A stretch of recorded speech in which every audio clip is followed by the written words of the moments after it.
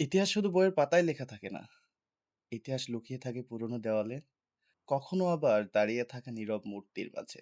আজ আমরা এমন এক ঐতিহাসিক স্থান নিয়ে কথা বলবো যেখানে শত শত বছরের পুরনো দেওয়াল আজও সময়ের সাক্ষী হয়ে দাঁড়িয়ে আছে।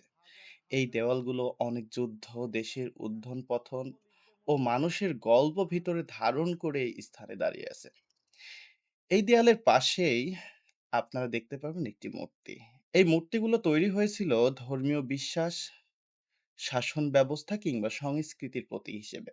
প্রতিটা মূর্তির ভঙ্গি, পোশাক আমাদেরকে বলে দেয়, সেই সময়ের সমাজকে আমাদের সামনে তুলে ধরে। দেওয়ালগুলো বলে দেয় স্থাপত্য কেমন ছিল, কতটা না শক্তিশালী ছিল সেই সময়ের নির্মাণ শৈলী।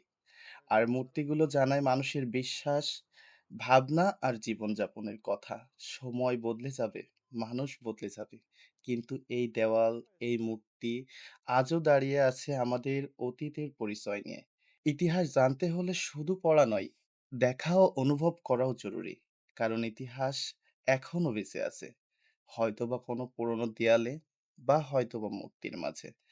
এমন আরো ইতিহাস সম্পর্কে জানতে আমাদের পেজটি ফলো দিয়ে রাখবেন এবং লাইক, কমেন্ট, শেয়ার দিয়ে আমাদের পাশেই থাকবেন।